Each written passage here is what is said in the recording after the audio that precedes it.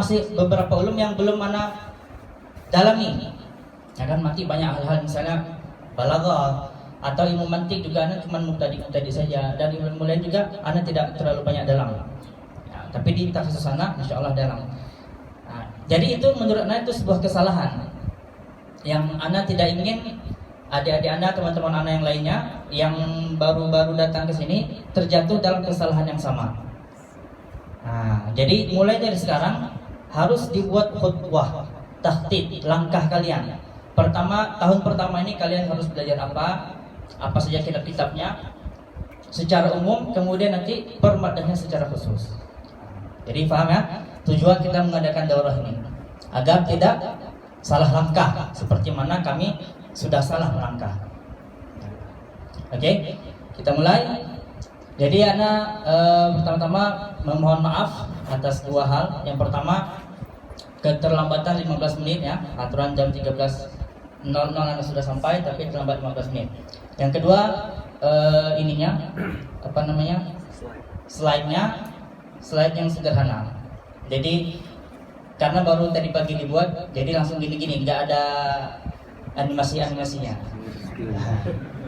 Oke, jadi ini nabdatun, slide atau muhadarah yang ana berikan judul Nabzah Mukhtasarah fi Kharitatil Ulum Asy-Syar'iyyah. Oke, siap semua? Siapkan pikirannya, siapkan tulisannya, fokus. Nanti kalau ada hal-hal yang tidak dipahami silakan ditanyakan. Sebelum lanjut, yang akan kita bahas adalah al-ulum asy-syar'iyyah. Kan? Jadi fokus dulu. Yang ingin kita bahas adalah ilmu syar'i, al-ulum asy-syar'iyyah. Berarti bukan ilmu ghairu syar'i. Maksud ilmu ghairu syar'i itu bukan ilmu yang bid'ah atau ilmu enggak. Maksud ilmu yang ghairu syar'i berarti ilmu umum, ya kan? Fisika, kimia, matematika, sosiologi, geografi. Nah, itu ilmu yang tidak termasuk dalam ilmu syar'i. Berarti yang akan kita bahas hari ini adalah al-ulum asy-syar'iyyah. Ya kan, al-ulum asy-syar'iyyah. Apa itu al-ulum asy-syar'iyyah? Nah, jadi Anda akan langsung bahas ta'rif dari al-ulum asy-syar'iyyah. Tidak Anda perdalam apa itu makna dari ilmu, kemudian apa itu syar'i, apa itu ilmu lugatan, ilmu istilahan. Ya kan, itu nantilah Ustaz Arif yang jelaskan. Nah, karena pembahasan tentang ilmu itu panjang, nanti ikhtilaf ulama dalam istilah ilmu. Ya kan, ulama kalam bilang ilmu itu apa, ulama mantik bilang ilmu itu apa, banyak sekali. Nah, jadi langsung aja kita ke intinya, apa itu ilmu syariah. Lanjut. Al-ilmu asy-syar'iyyah, ta'rifuhu al-ulum bil makna al-laqabi, artinya ketika dinamakan atau diistilahkan al-ulum asy-syar'iyyah, itu berarti makna laqab. Nah, tidak bisa dikatakan dia ulum, dia syar'i, tapi memang namanya ulum syar'iyyah. Seperti ini, dia bukan arif dan mukni, bukan dua orang, tapi satu orang dia arif mukni. Nah, itu laqab. Ya kan? Al-ism al-laqabi. Al-ulum asy-syar'iyyah maknanya adalah al-ulum allati takhtassu bi dirasati ma anzalallahu ala rasulihi min ahkamin wa ma yusilu ila fahmi hadhil ahkam. Nah, lihat, perhatikan, ada dua sisi di ta'rif ilmu syar'iyyah. Sisi yang pertama, al-ulum allati takhtassu bi dirasati ma anzalallahu ala rasulihi min ahkam. Berarti ilmu syar'iyyah adalah ilmu yang mempelajari tentang apa yang diturunkan oleh Allah Subhanahu wa taala kepada Rasulnya dari hukum-hukum. Nah, ini nanti akan kita kategorikan menjadi ilmu maqasid. Berarti janib yang pertama adalah janib ilmu yang mempelajari hukum yang diturunkan oleh Allah kepada Rasulnya min ahkam, ya, hukum-hukum.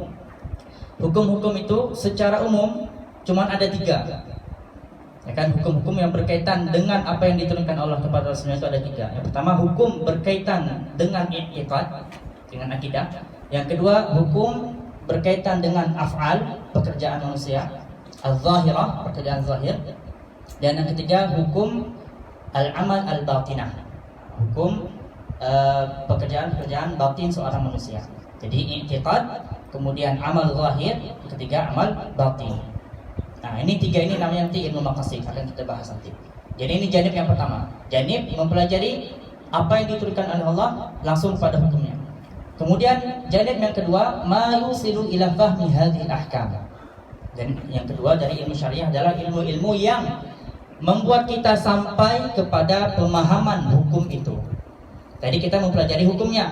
Sekarang kita mempelajari ilmu yang akan menyampaikan kita kepada hukum-hukum tersebut, atau disebut nanti dengan ilmu alat atau ilmu al-wasail, ilmu wasilah yang menjadi alat.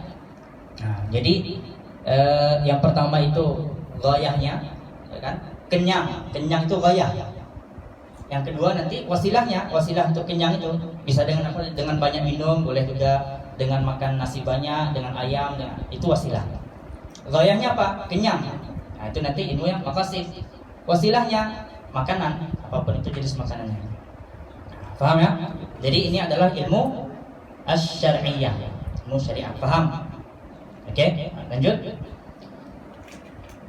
Baik. Al-umur allati la budda al-ihtimamu biha. Oke, sebelum kita masuk ke langkah-langkah selanjutnya, atau sebelum kita mengamalkan apa nanti yang akan kita sampaikan semuanya, setelah daurah ini kita tahu apa yang mau kita pelajari, ada hal-hal yang perlu diperhatikan. Yang pertama adalah tashihun niyah.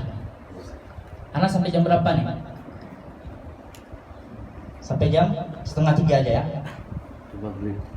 Biar si Arif nanti ini lama juga dia nanti. Dibuka. Mana sebentar ya Pak? Ada mainan. Oke, nanti jam 2:15 ingatkan anak. Tashihun niyah. Yang pertama tashihun niyah, memperbaiki niat. Nah, jadi kita ke Mesir ini untuk mempelajari ilmu syariah harus kembali dan selalu tashihun niyah dan tajdid an-niyah. Untuk apa kita mempelajari ilmu agamanya? Apakah untuk mencari pamor, ya kan, untuk menjadi orang terkenal, menyampaikan maklumat-maklumat, atau untuk kita bisa memahami agama ini dengan baik, mengamalkannya dan mengajarkannya? Dah itu saja sebenarnya niatnya itu. Yang pertama kita mempelajari ilmu agama agar kita memahami agama dengan baik, mengenal Tuhan, mengetahui apa yang harus kita lakukan, dan menyembuhkan penyakit-penyakit di dalam batin kita. Nah, kemudian yang kedua mengamalkan ilmu tadi, yang ketiga mengajarkannya. Nah, kalau setiap talib ilmu merenungi dan terus mentasih niatnya dalam tiga hal ini, insya Allah setiap talib pasti akan najib ketika niatnya benar. Ketika dia malas, oh saya harus belajar karena saya masih banyak hal-hal yang belum saya pahami, ya kan? Kemudian yang kedua al-hirsu wal ijtihad, ya kan? Untuk mempelajari ilmu agama ini, setan tidak akan membiarkan kita begitu saja. Nah, karena setan tahu kalau kita mempelajari ilmu agama, kita akan paham agama. Ketika kita paham, kita akan mengamalkannya. Ketika kita mengamalkannya, kita akan mengajarkannya. Nah, setan ini mulai dari langkah awal itu udah langsung digoda sama dia. Kamu malas-malasan aja biar kamu nggak paham agama. Nggak apa-apa, kamu tidur aja nanti tinggal ikutin perkataan orang lain saja, ya kan? Kemudian ketika kita enggak, saya harus betul-betul belajar, ya kan? Belajar harus dapat mumtaz, ya kan? Kemudian ketika kita ingin mengamalkan, setan lagi menyampaikan lagi, kamu kan udah tahu, kamu ajarkan saja, kamu amalkan sedikit-sedikit saja, gitu kan? Dan lain sebagainya. Artinya al-hirs wal ijtihad adalah senjata kita untuk melawan godaan-godaan, gangguan-gangguan ketika malas datang, ketika setan datang, ya kan? Untuk tetap di jalan itu, di rel itu. Al-hirsu wal ijtihad. Bacalah bagaimana perjalanan para ulama untuk mentahsih ulum asy-syar'iyyah. Untuk mentahsih ulum syar'iyyah. Baca Qimatuz Zaman 'inda ulama, Safahat min Sadril ulama, al-ulama al-uzzab, dan kitab-kitab lainnya untuk memperbarui semangat ijtihad hirs kita terhadap ilmu. Yang ketiga al-muhafadzah 'ala al-awqat, menjaga waktu. Nah, ini sebenarnya setiap nuktah ini kalau dijadikan satu muhadarah akan jadi satu muhadarah khusus tentang tashihun niyah, tentang al-hirs wal ijtihad, tentang al-muhafadzah 'ala al-awqat, bagaimana mengatur waktu. Ya kan? Tapi di sini kan secara umum. Ini bukan maudhu kita, ini cuma yang harus kita perhatikan. Jadi kalau mau dibuat daurah sendiri-sendiri boleh juga, terserah. Oke, jadi al-ihtimam bil awqat. Nah, lanjut. Kemudian arkanul ilm, sebelum kita masuk kepada pembelajaran, sebelum masuk kepada ilmu harus mengetahui rukun-rukun ilmu itu, ya kan? Rukun itu seperti apa? Rukun itu seperti tiang. Ketika rumah ini harusnya dia punya 4 tiang, tapi satu tiang yang nggak ada, dia akan roboh. Gitu juga ilmu. Ilmu memiliki rukun-rukun. Ketika satu rukun tidak ada, maka dia akan roboh. Ilmu itu akan roboh. Tidak akan menjadi sebuah ilmu yang kuat. Nah, apa itu rukun ilmu? Yang pertama al-muallim, guru. Ya kan? Kalau tidak ada guru, tidak akan jadi namanya ilmu. Yang kedua al-muta'allim, talibnya sendiri, muridnya. Yang ketiga al-kitab, wasilah antara guru dengan muridnya. Kemudian al-bi'ah al-ilmiyah, lingkungan keilmuan. Lingkungan keilmuan itu umum maknanya ya, bisa jadi di kuliah, perkuliahan, di tempat kita hidup dan lain sebagainya. Yang penting ada al-bi'ah al-ilmiyah. Nanti ada juga syarat-syaratnya sebenarnya tentang bi'ah ilmiah, cuma tidak dibahas secara tafsil di sini. Kemudian al-manhaj al-ilmi. Jadi ini rukun-rukun yang paling penting. Ketika satu rukun tidak ada, maka itu tadi Anda bilang ilmu itu tidak akan kuat. Dia akan jatuh, akan mudah diruntuhkan, akan mudah digoyang. Jadi harus ada muallim, kemudian muta'allim, al-kitab, al-bi'ah al-ilmiyah dan al-manhaj al-ilmi. Salah satu yang paling penting tadi adalah semua yang paling penting ya, semua yang paling penting. Cuman yang harus ditarkis adalah al-manhaj al-ilmi. Karena biasanya al-muallim banyak man yadda'i mualliman, kemudian muta'allim juga banyak yang yadda'i muta'alliman. Saya talib kitab juga banyak yang dikatakan ini kitab ilmu padahal isinya tidak banyak ilmu. Kemudian al-bi'ah ilmiah juga banyak komunitas-komunitas ilmu, diskusi segala macam, ya kan? Tapi banyak yang tidak mengetahui bahwa salah satu syarat ilmu adalah, salah satu rukun ilmu adalah al-manhaj al-ilmi. Harus ada manhaj al-ilmi. Dalam mempelajari ilmu asy-syar'iyyah itu harus punya manhaj. Dia berbeda dengan ilmu-ilmu yang lain. Ilmu sosiologi misalnya tinggal baca dari sini dari sana itu tidak bisa menjadi ilmu sosiologi, ilmu tarikh, ilmu sejarah. Tapi kalau ilmu syar'i dia harus punya manhaj. Kita harus mulai dari mana, bagaimana menyusun, bagaimana bermula, bagaimana berakhir. Jadi dalam ilmu syar'iyyah harus ada al-manhaj al-ilmi. Lanjut. Ini baru mulai masuk kita. Baina al-ilmi wal ma'lumat. Ada perbedaan yang berdasar antara ilmu dengan maklumat. Makanya tadi Anda sampaikan bahwa syarat atau rukun dari ilmu tadi adalah al-manhaj al-ilmi. Yang dinamakan ilmu yang dia memiliki metodologi.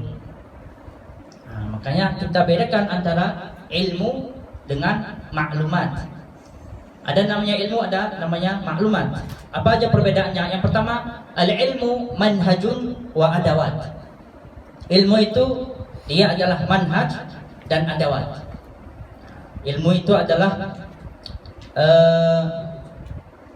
bahan-bahan masakan dan tata cara bagaimana caranya memasak. Itu ilmu.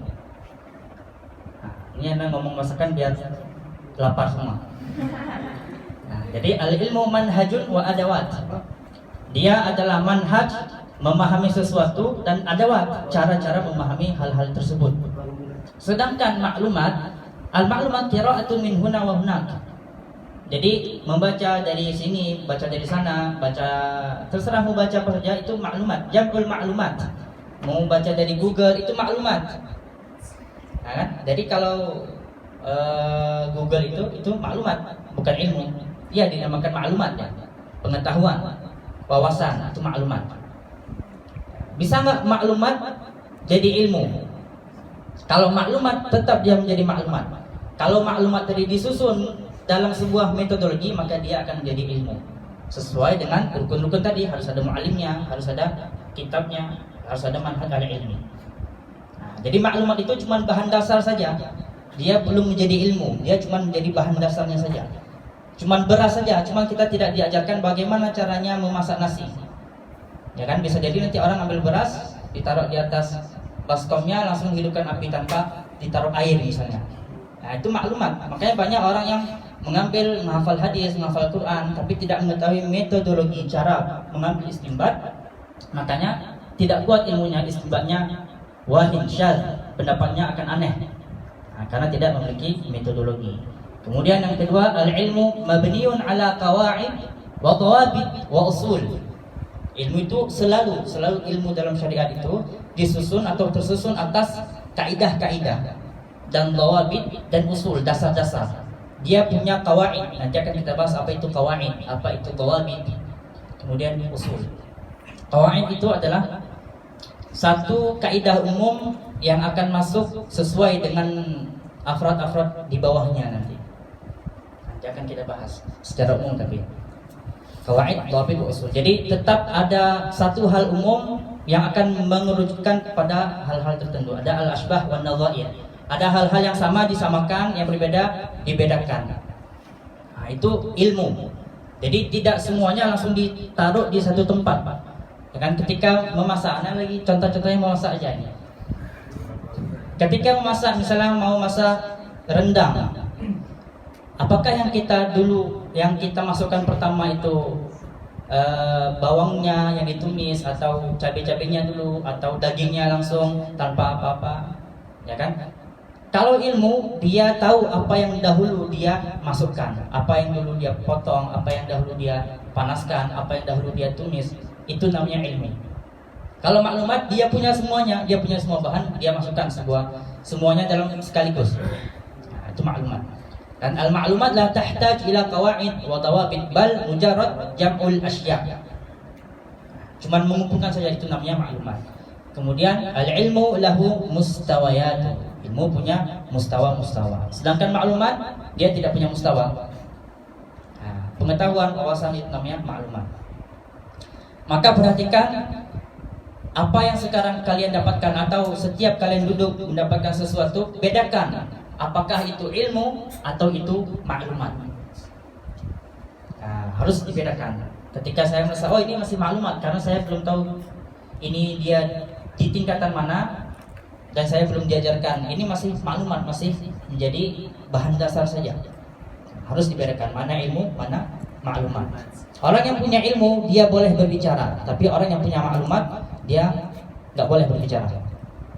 Nah, karena dia cuma punya bahan, tapi dia nggak tahu bagaimana cara menggunakan bahan tersebut. Nah, paham ya? Nah, nanti banyak cerita-cerita, nggak habis waktu nanti kalau kita cerita di sini. Lanjut. Baik.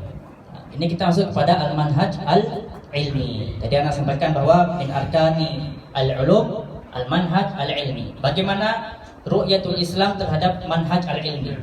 Islam itu memandang manhaj ilmu atau manhaj ilmu secara umum di dalam Islam itu seperti apa? Nah, jadi disebutkan bahwa manhaj al-ilmi itu ada 3 hal besar yang harus diperhatikan. Yang pertama dinamakan al-kulliyat. Itu hal-hal umum untuk memahami atau membuat metodologi sebuah ilmu. Al-kulliyat, hal-hal yang al-kulliyat. Nanti disampaikan sama Ustaz Abu apa itu kulliyat, apa itu juz'iyat. Al-kulliyat, kemudian ada namanya al-adawat, ya kan? Adawat, ingredients, ya kan? Bahan-bahan, alat-alat, al-adawat, adawatul ilmi. Kemudian al-amaliyat. Al-amaliyat itu adalah cara pengerjaannya, ya kan? Apa namanya?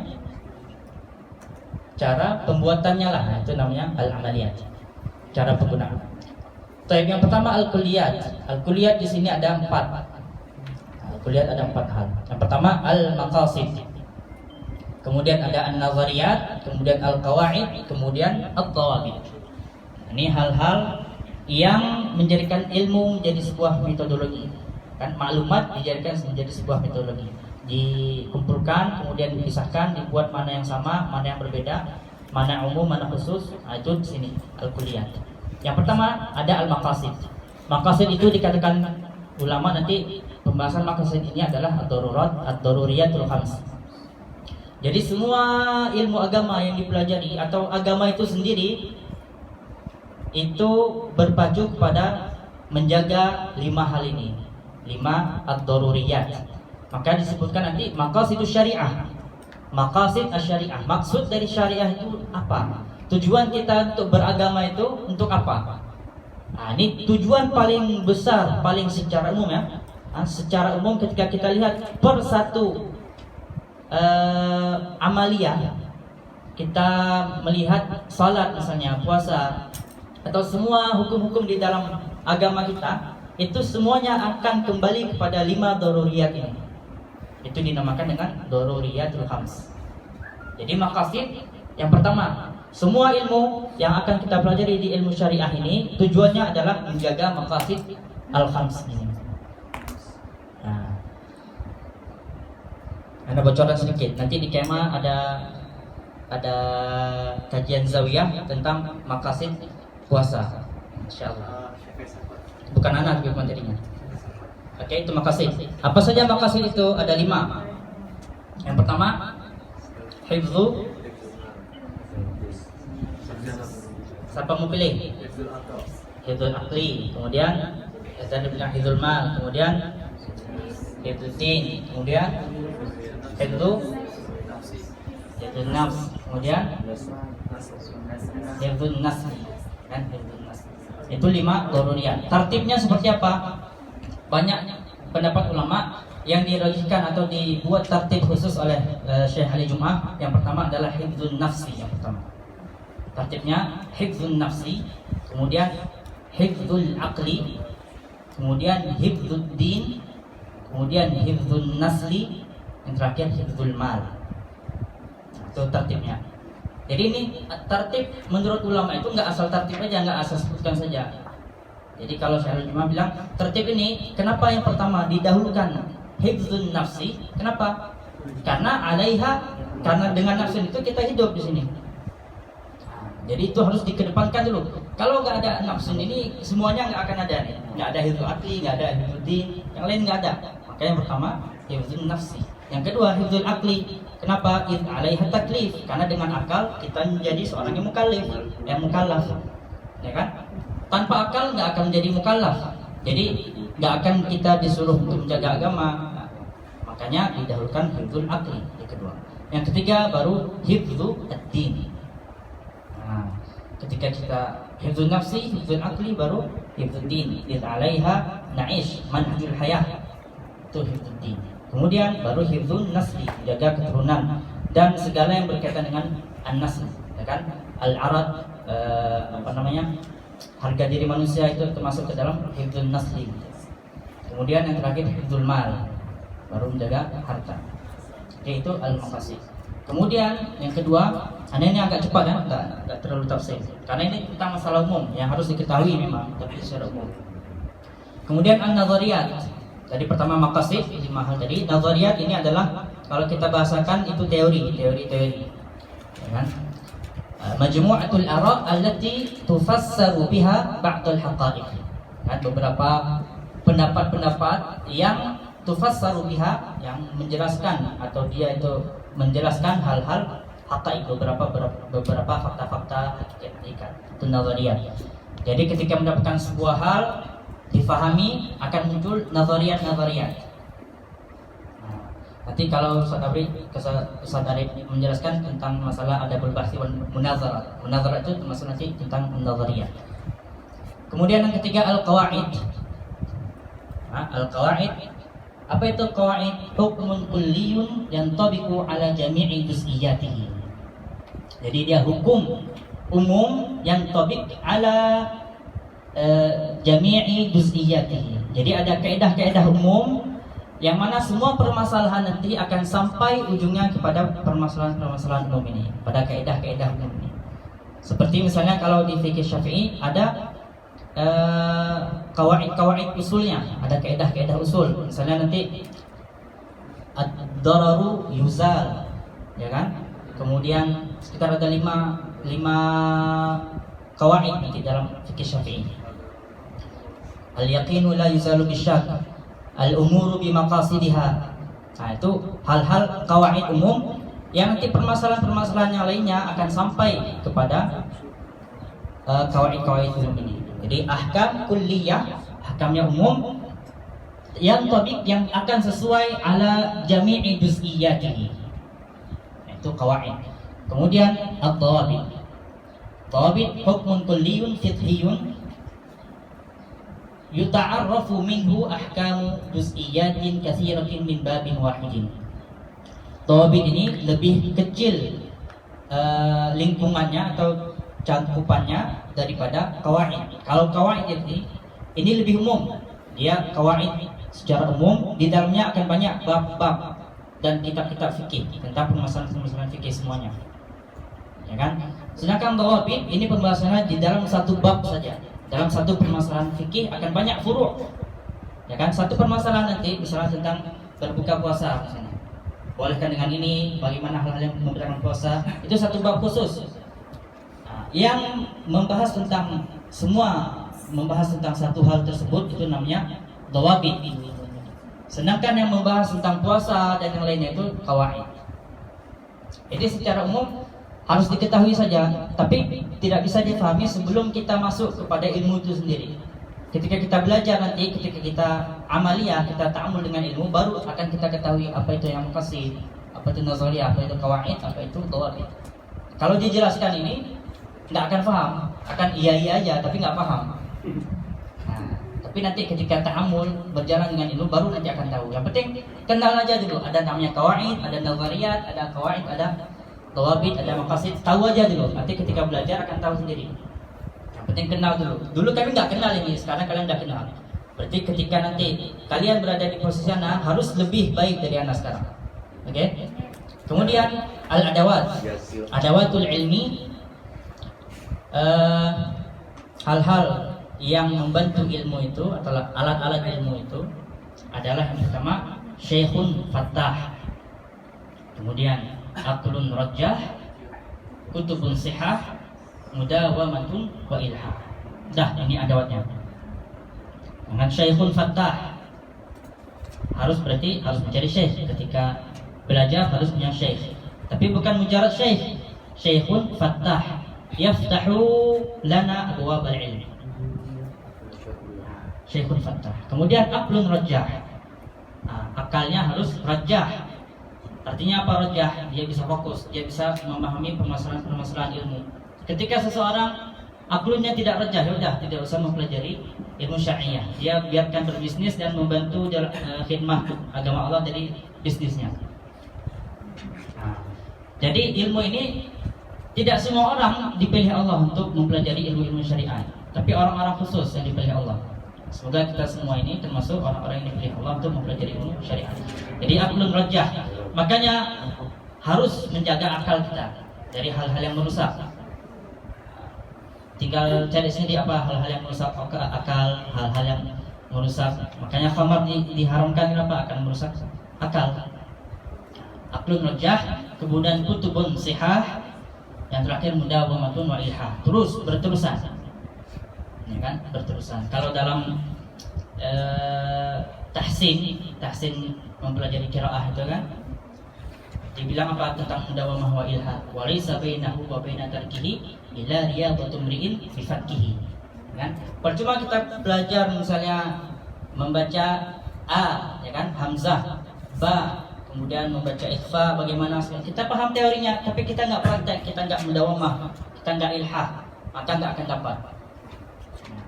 Walaysa bainahu wa baina tarkihi illa riyadatu mri'in bi fatkihi. Latihan ya, ba, bi, bu, bi, ya kan? Itu mudawamatun wa ilhah. Kemudian yang terakhir al-amaliyat. Ya kan, cara menurunkan ilmu tadi kepada sebuah nas agama, Al-Quran atau Sunnah atau perkataan ulama, bagaimana kita mengeksekusinya. Bahasanya al-amaliyah, eksekusi berarti. Jadi yang pertama ada talaqi, dalam mengeksekusi ilmu, mendapatkan ilmu yang pertama tahsil dulu, kumpulkan dulu, kan beli bahan-bahan tahsil itu dari at-talaqi. At-talaqi. Kalau tidak ada talaqi berarti dia belum tahsil ilmu. Jadi syarat pertama adalah talaqi. Ya kan?